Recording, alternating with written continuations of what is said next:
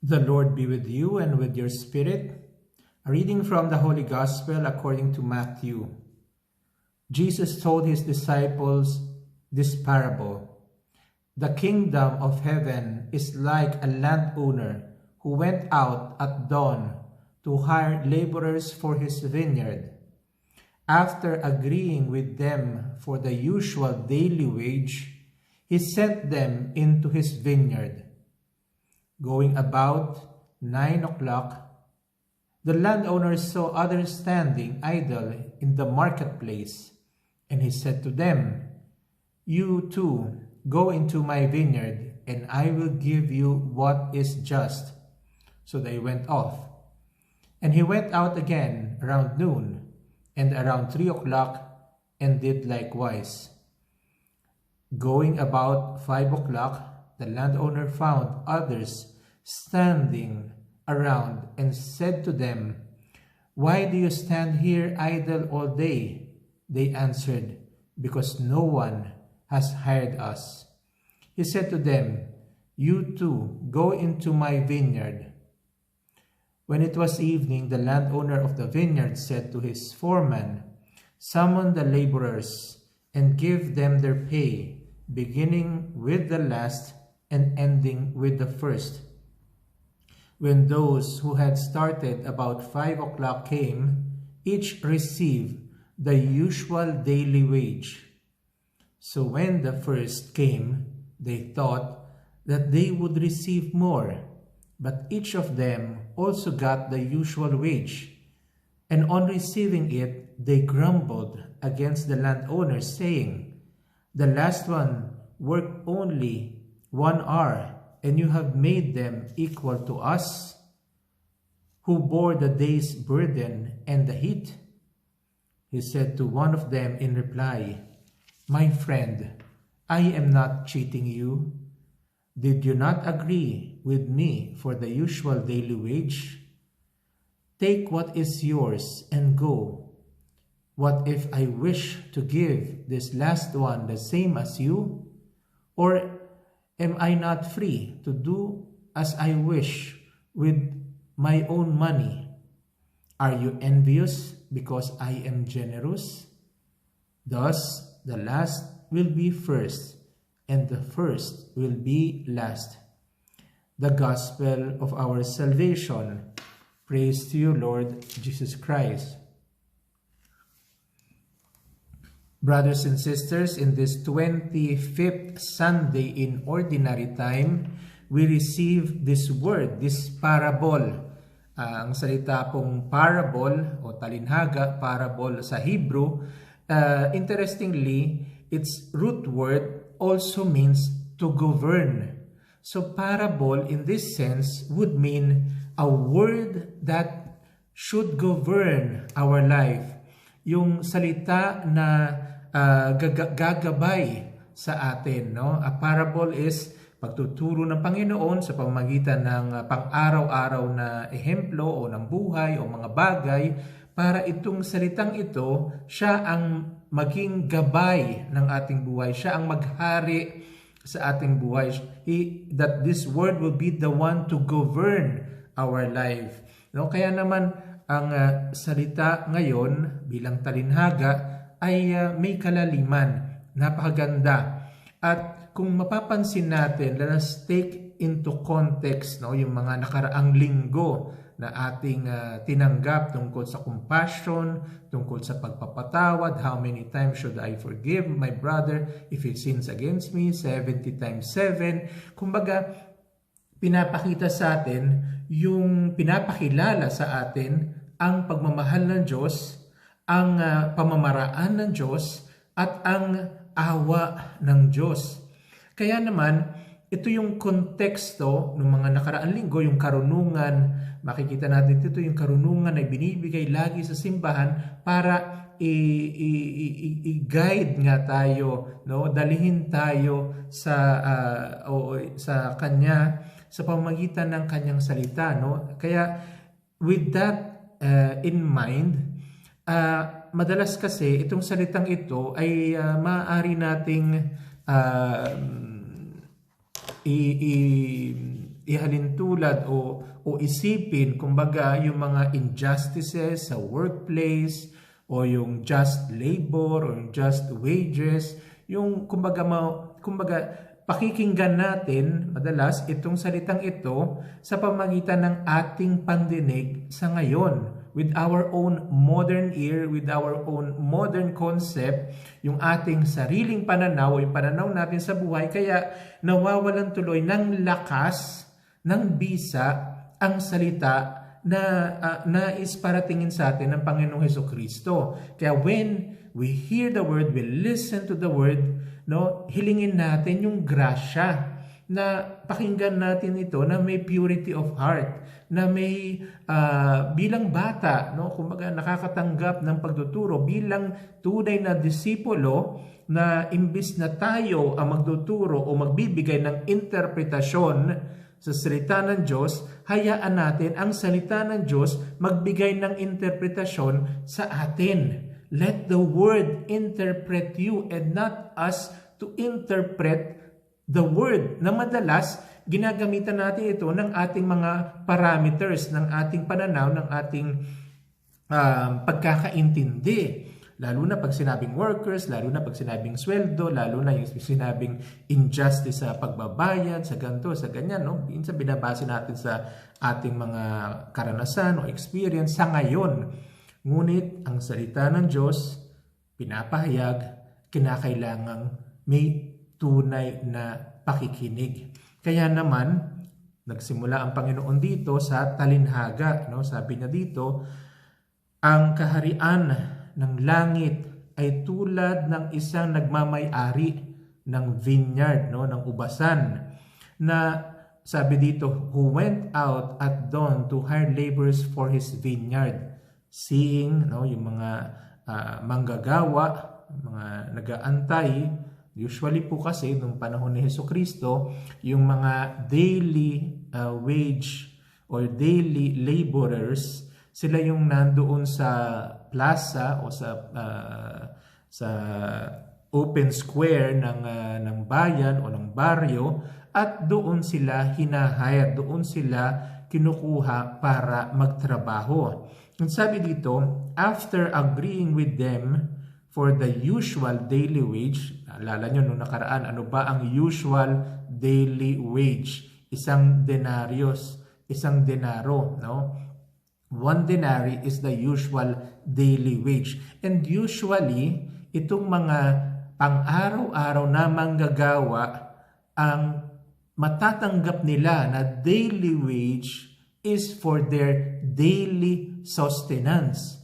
Imagine nyo lang kung hindi sila makahanap ng trabaho ng araw na yon, ang pamilya nila, ang mga anak nila, sila mismo, baka walang kainin, walang ikabubuhay para sa araw na yun. Kaya let us keep in mind itong kahalagahan na magkaroon ng trabaho, magkaroon ng sweldo sa araw na yun. Kumaga, arawan ang swelduhan nila. So, no, kung hindi sila tumanggap ng araw na yon, wala silang ikabubuhay. No? Tayo kasi ang pananaw natin o laging practice sa atin, weekly or quincenas, 50th and 30th ang sweldo, o monthly o yearly pa nga yung iba ang mga swelduhan natin. So to really think that let us enter into that mentality or that situation, no nga, pag hindi ito nakatanggap ng denaryo, no, buhay nila ang nakasalalay. Let us keep this in mind.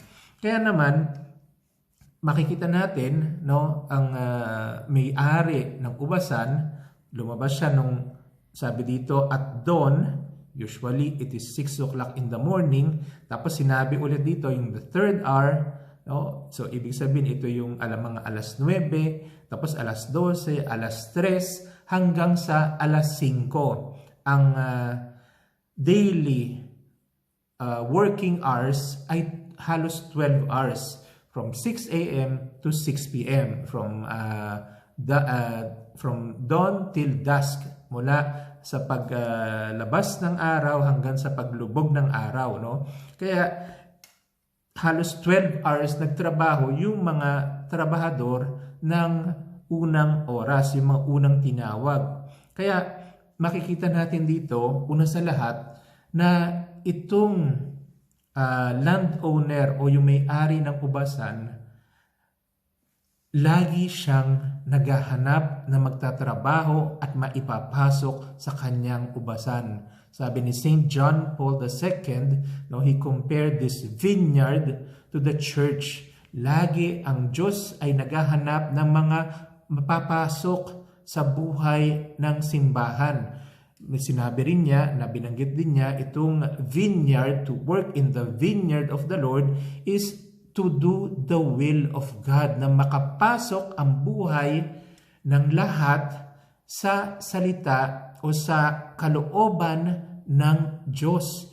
To be able to live according to the will and the plan of God. And what is the plan of God for each and every one? Your salvation, your happiness, for you to have eternal life. For you, the intention of this, kung makikita natin agad-agad, the intention of this landowner is for those who are in need for a daily wage for 1 denarius is to receive 1 denarius para mabigyan lahat. Kaya siya labas ng labas. Kaya dito pa lang makikita natin, sinabi sa late letter to the Romans, yung everybody was enclosed in disobedience, so that with everybody, mercy and compassion and forgiveness will be used. Sabi ni St. Paul, para sa lahat mabigyan ng pagpapatawad, mabigyan ng kaligtasan, dahil lahat nangangailangan ng kaligtasan. Kaya nga, sabi dito, paulit-ulit, yung sa Tagalog kasi, ang translation dito, mga tatayo-tayo sa plaza, tatayo-tayo, sa bulwagan ng syudad o ng village, sa those who are standing idle pa nga, lalo na pag sinabing idle, yung mga parang walang ginagawa o nakatambay, o usually, literally, wala silang magawa. Dahil gusto man nilang gumawa, wala silang trabaho. Kaya ang sagot sa nobody has taken us, nobody has hired us, nobody gave us the chance to work for our daily wage. Pero yung interestingly, sa Greek, yung salitang standing, idle, standing, nasa perfect form ito. Ang ibig sabihin, itong salitang ito, it means literally that they were standing, matagal na silang nakatayo doon, and they are presently standing, and they are going to still stand until the day ends. Kumbaga, instead of yung action lang na nakatayo lang sila doon, ang form ng salitang perfect form ng salitang standing sa Greek, ibig sabihin, it shows their intention. They were there for a purpose. May pangangailangan sila, kailangan nilang mabuhay, kailangan nilang mag-uwi ng 1 denaro para sila ay mabuhay ang kanilang pamilya, mabuhay ang kanilang mga anak. They were there for a purpose. Hindi lang sila tatayo-tayo, kumbaga nakatambay lang, standby lang, walang ginagawa, o dahil wala lang, or yung concept ba natin, pag narinig natin itong mga ibang tipong ng ebanghelyong ito, ay, ang tatamad naman kasi niya, mga tambay, ganyan, alisin natin doon ang gustong sabihin ng ebanghelyo. What this gospel is saying, that each and every one, each baptized lives for a purpose. Lahat may rason. Bakit hinirang ng Diyos? Bakit pinili ng Diyos? Bakit nilikha ng Diyos? Bakit tayo pinanganak ng Diyos? Niya ipanganak sa mundo, mabuhay. Everyone has a purpose. Ang problema lang is that purpose being fulfilled. Anong ibig kong sabihin? All of us are called. Many are called, but few are chosen. All of us are called to enter the will of God and to fulfill God's vocation for each and every one of us para magkaroon ng buhay na walang hanggan, para magkaroon ng kaligtasan, para makaranas ng pagpapatawad, kapatawaran. Ang tanong, ito ba ay nagaganap sa iyo at sa akin? Kaya nga, makikita natin dito yung perseverance, makikita natin dito yung kagustuhan, yung desire netong may-ari ng ubasan na lahat sila, as much as he can, invite them to work in the vineyard, na makapasok sa kalooban ng Diyos. Now, if we are going to look at this gospel, tingnan ko nga ang buhay ko. Lahat ba, nakikita ko ba yung ginagawa ng Diyos para matulungan akong makapasok sa kanyang kalooban, para maganap sa buhay ko yung bokasyon na pagiging anak, yung bokasyon na meron akong ama na sa langit, yung bokasyon ko na maging masaya at maligaya. Nasa kalooban ng Diyos, hindi yung kaligayahan na binibigay ng mundo. Kasi maaari kang maging magsaya, magganyan, pero hindi nasa kalooban ng Diyos. Panandali ang kasiyahan. Nandun ba, nagaganap ba? Ako ba yung nasa unang oras at sa mga sumusunod na oras hanggang dun sa huling minuto, sa huling oras, tinawag pa rin ng Diyos? Kaya nga yung unang pagbasa, makikita nyo, sabi dito, seek the Lord while He may be found. Call Him while He is near. No? Sabi dito, let the scoundrel forsake his ways and the wicked his thoughts. Let him turn to the Lord for mercy, for to our Lord God, who is generous and forgiving. Bakit ang simbahan sa kanyang karunungan, ito ang unang pagbasa na pinili? Because this word, the word of the workers in the vineyard, is a call to conversion. Na dinggin yung pagtawag na itong may-ari ng ubasan na pumasok sa kalooban ng Diyos, because sa kaloob-looban natin, ang ating ninanais ay maging masaya. Ang problema lang, gaya ng sinabi, yung salitang sin, no? Ang salitang kasalanan, ibig sabihin is to miss the bullseye. Kumbaga sa ating salita, no? Ang kasalanan is to miss that which you are aiming at. If our heart is aiming at happiness, eternal life, buhay, pero mali ang pamamaraan ng paghanap natin ng buhay, yun ang tinatawag na kasalanan. Yun yung tinatawag na yung taong wicked and scoundrel dun sa unang pagbasa. Kaya nga sinabi din, no, literally, ang wicked sa salitang Hebrew, yung mga taong wala sa kalooban ng Diyos. Those who are not living in the will of God. No, kaya naman sinabi dito, no, yung seek the Lord while He is to be found. Ang Diyos hinahanap tayo. Seek Him. Tanggapin mo itong panawagan at imbitasyon na pumasok sa ubasan at magtrabaho sa ubasan ng Panginoon, yung mamuhay, sabi dito, to forsake His ways. Forsake His ways, yung pamamaraan niya. Kaya nga sinasabi dito, bakit tayo wicked? Bakit tayo scoundrel? Dahil, ang sagot ng Panginoon, for my thoughts are not your thoughts, and your ways are not my ways. Gaya ng langit, gaya ng lupa. Ganon ang distansya, ganon ang pagkakaiba. My thoughts are not your thoughts. Yung mentality mo, yung the way you see things, yung perspective mo, yung point of view mo, at yung pamamaraan mo sa buhay, hindi ito ang pamamaraan, hindi ito ang pananaw, hindi ito ang mentalidad ng Ebanghelyo at ng Diyos. Kaya tayo hindi makapasok sa kanyang kalooban. Marahil may sakit ka, inisipin wala kang magawa dahil yung karamdaman ay nasa iyo na, pero maaaring nasa kalooban ka ng Diyos, maaaring wala ka sa kalooban ng Diyos, because we do not live it in the way God sees your sickness, o yung kahirapan sa buhay, o yung relasyon mo sa anak, sa kapatid, sa asawa, sa buhay mo mismo, sa conversion mo mismo. Marahil wala ito sa kaloob, yung cross natin sa buhay, di ba? Pick up your cross and follow me. Sinong gustong sumunod sa akin? No? Sabi ng Panginoon Jesucristo. Pero madalas pwede nating pumasok, tanggapin ang kahirapan, pero hindi sa pagbuhat ni Kristo sa kanyang krus. Hindi ito bilang pamamaraan ng pag-aalay ng buhay sa Diyos.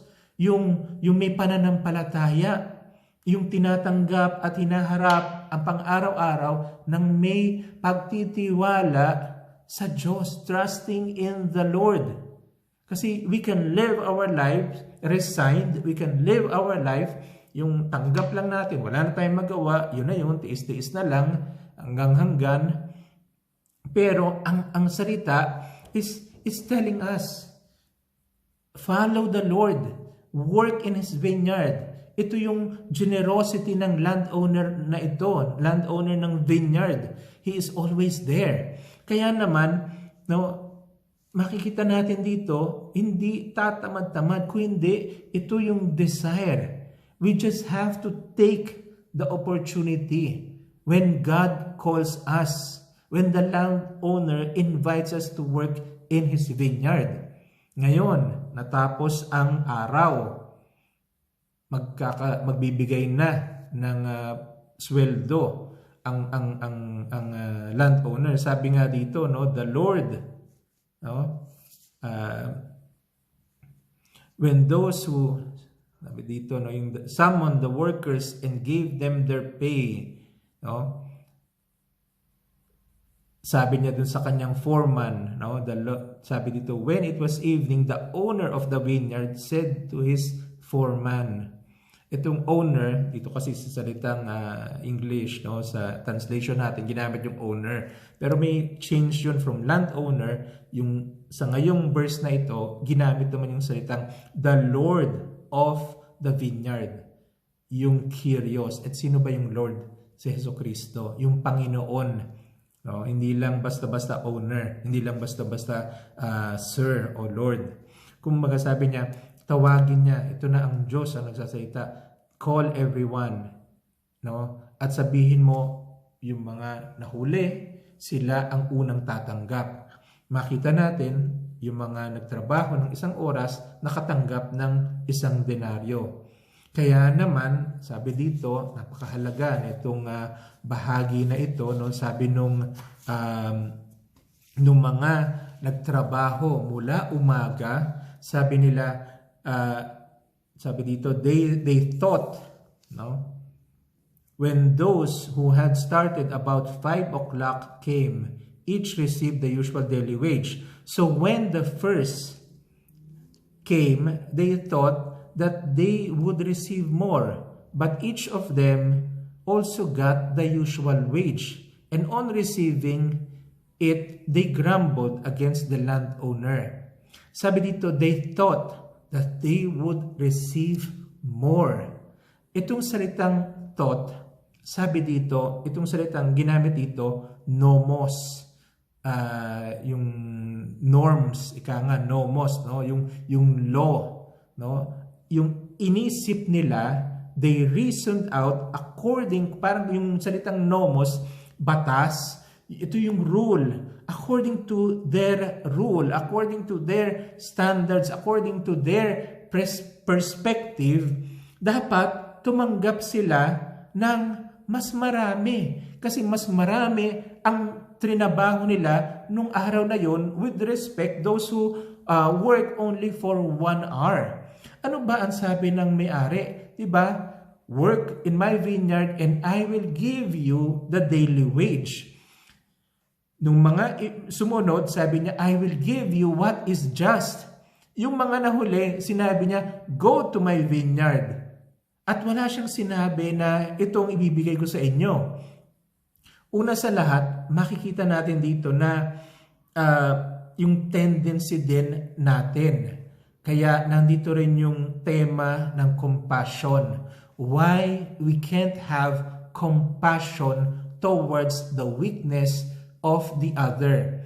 Yung mga 11th hour, yung mga huling nagtrabaho, bakit hindi natin sila mapatawad? Bakit hindi sila makapasok sa ating measure o sa ating eskema? Because we think, the way we think, and we think according to nomos, laws, rules. Ito ang dapat. Ito ang tama according to us. But what the gospel and the parable is saying, my thoughts are not your thoughts, my ways are not your ways. The parable is revealing who God is, the measure of His compassion. Bakit siya compassionate? Bakit siya slow to anger, rich in mercy and kindness? Bakit ang Panginoong ito mapagmahal? Dahil, sabi dito, yung mga nauna, I am righteous towards you. Tuwid ako, tama ako. And ito ang relasyon ko sa inyo na ginawa, itong agreement ko sa inyo. But to those who are in need ng denaryo, ng mabuhay, na magkaroon ng trabaho, sa mga makakasalanan na nangangailangan ng pagpapatawad, nangangailangan ng Diyos sa buhay nila. Dahil kung hindi sila tatawagin ng Diyos, hindi sila magkakaroon ng buhay. No? Ito yung mga taong hawak ang kanilang kahinaan. Ito yung mga taong walang kapasidad, no? Na mabuhay, na magkaroon ng buhay, na maging masaya sa Diyos. To them, God's relationship or the landowner's relationship is generosity, is love, is care, is yung malasakit, is pag-iintindi. Hindi ba napakaganda? Because if we see ourselves, those called to the last hour, napakaganda dahil kitang-kita natin, damang-dama natin at nararanasan natin how God is. This gospel is revealing to us who God is towards the sinner, towards the weak. Kaya naman, ang mga nauna na nagtrabaho, they grumbled and they murmured against God. Nagagalit sila because hindi nila maintindihan bakit equal ang pagtrato mo sa amin. Pareho lang ba kami? Dahil ang pananaw nila, mas nakakalamang sila, mas nakakaangat sila. At ito yung puno, dulo ng pinanggagalingan ng salitang panghuhusga, judgment towards the other. Bakit hindi ka matigil manghusga ng iyong kapwa? Because my ways are not your ways, my thoughts are not your thoughts. We are not thinking as God thinks. That's why we will not be compassionate as God is compassionate. Hindi tayo magiging maawain at maintindihin sa mga nangangailangan. Dahil we thought, sabi dito, no? They thought that they would receive more. Nomos, batas, rule. Nakasarado ang utak natin doon. At doon tayo hindi tuloy mapakawalan. Ngunit binigay pa rin sa atin ng Diyos ang kapatawaran. Gaya, same as pagpapatawad sa lahat. Sa lahat. Kahit na hindi ilapad sa atin ang ating panghuhusga o yung kasalanan o yung nakikita natin itong kasalanan ito, kaya tayo hindi makapagpatawad ng kapwa, kaya hindi tayo, we are caught up with this schema in this kulungan, because we do not see the generosity of this landowner, this Lord of the vineyard, Kaya naman, sabi niya, did you not agree with me for the usual daily wage? Take what is yours and go. Sabi niya, what if I wish to give the last one the same as you? Or am Am I not free to do what I wish with my own money? Are you envious because I am generous? Itong envious na to, literally, evil eye. You have an evil eye, no? And you cannot see that I'm generous. Evil eye, hindi to yung yung not seeing in God's perspective, not seeing in God's will, not seeing the will of God to each and every one. Isa bawat isa may proseso ang Diyos. Marahil ikaw nakauna ka, nakatanggap ng salita. Doesn't mean yung mga nakakatanggap ngayon o yung mga hindi nakatanggap dahil nakikita ang kanilang kahinaan ay hindi patas ang pagtingin sa inyo, sa atin lahat ng Diyos. This is how God's generosity is. Kaya nga, are you envious of that I am generous? Tingnan mo na lang ang kabutihan ng Diyos at huwag kang mainggit. Do not have the evil eye. Do not look at others according to your will. Look at others according to the plan of God. Yung plano ng Diyos, yung kanyang providensya at kanyang generosity, kanyang compassion sa lahat. Kaya nga sinasabi niya dito, thus the last will be the first and the first will be the last. Kaya yung mga publikano at mga patotot mauunang pumasok sa kaharian ng langit bago ang mga pariseyo at mga eskriba at mga punong saserdote. Gaya nga ng sabi ni Kristo, they will go ahead of you because they saw and they are thinking and they are walking in the way of the compassion and the mercy of the Lord. Hari nawa tayo din makita natin ang kabutihan ng Diyos, ang kabutihan ng may-ari ng ubusan, at napakahalaga at mas mahalaga hindi kung ilang oras kang trabaho o ilang oras lang sila nagtrabaho, kailan sila pumasok sa kalooban ng Diyos o kailan ka pumasok sa kalooban ng Diyos. Ang importante, nasa kalooban tayo ng Diyos. Kalooban ng pagliligtas, kalooban at plano at pagmamahal ng Diyos. Kaya, a blessed 25th Sunday to each and everyone. Salamat.